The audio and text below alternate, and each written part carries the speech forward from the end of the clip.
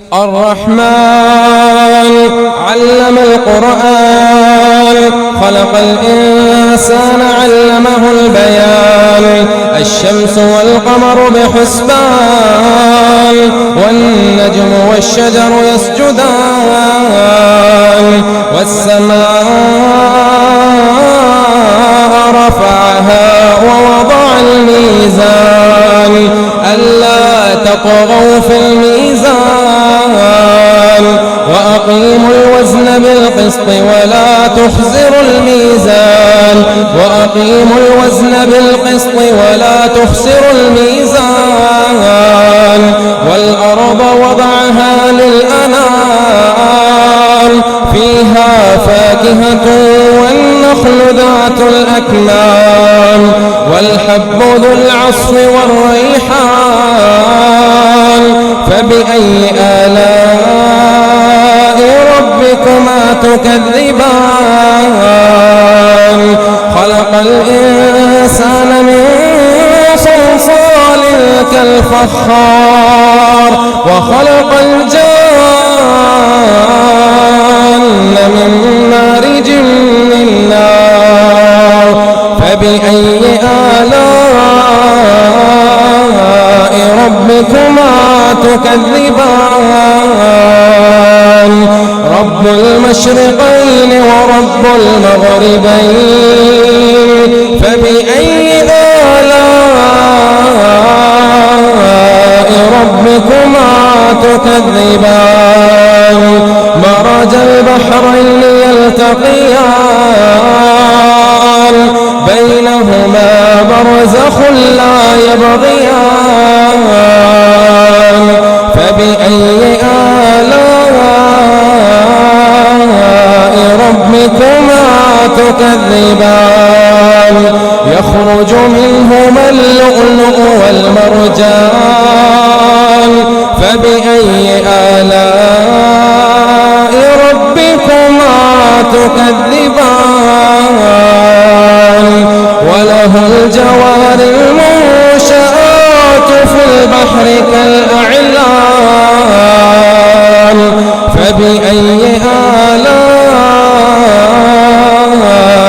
ربكما تكذبان كل من عليها فان كل من عليها فان ويبقى وجه ربك ذو الجلال والإكرام فبأي آلاء ربكما تكذبان يسأله من في السماوات والأرض كل يوم هو في شأن فبأي آلاء ربكما تكذبان سنفرغ لكم أيها الثقلان فبأي آلاء ربكما تكذبان يا معشر الجن والإنس إن استطعتم أن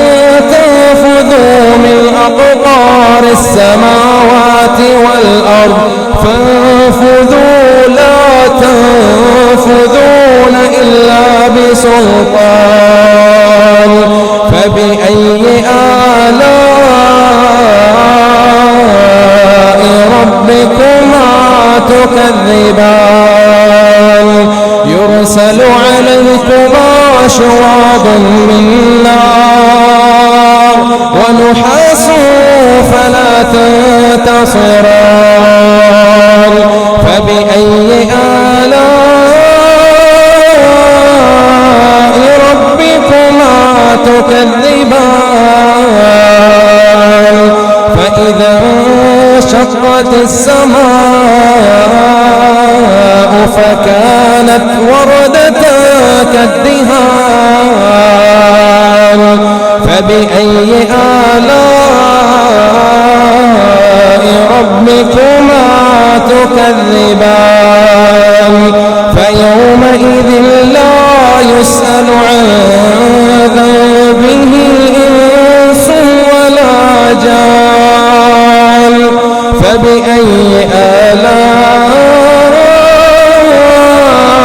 ربكما تكذبان يعرف المجرمون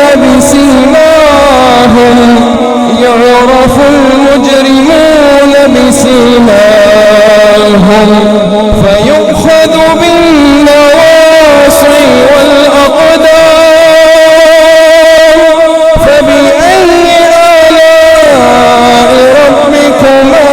تكذبان هذه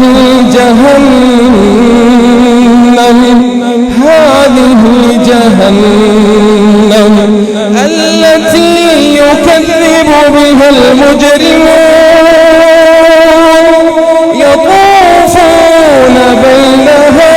وبين حميم آن فبأي آلاء ربكما تكذبان ولمن خاف مقام ربه جنتان فبأي آلاء ربكما تكذبان ذواتا أفنان فبأي آلاء ربكما تكذبان فيهما عينان تجريان فبأي آلاء ربكما تكذبان فيهما من كل فاكهة زوجان فبأي آلاء ربكما تكذبان متكئين على فرش بطائنها من استبرق وجنى الجنتين دان فبأي آلاء ربكما تكذبان فيهن قاصرات الطرف لم يطمثهن إنس قبلهم ولا جان فبأي آلاء ربكما تكذبان كأنهن الياقوت والمرجان فبأي آلاء ربكما تكذبان هل جزاء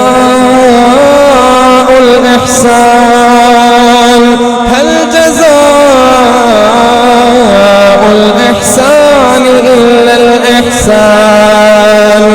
فبأي آلاء ربكما تكذبان ومن دونهما جنتان فبأي آلاء ربكما تكذبان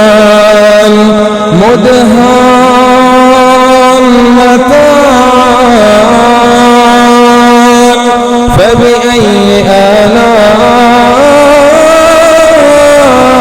ربكما تكذبان فيهما عينان نضاختان فبأي آلاء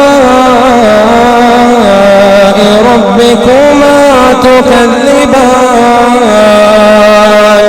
فيهما فاكهة ونخل ورمان فبأي آلاء ربكما تكذبان فيهن خيرات الحسان فبأي آلاء ربكما تكذبان حور مقصورات في الخيام فبأي آلاء ربكما تكذبان لم يطمثهن إنس قبلهم ولا جان فبأي آلاء ربكما تكذبان متكئين على رفرف خضر وعبقري حسان فبأي آلاء ربكما تكذبان تبارك اسم ربك ذي الجلال والإكرام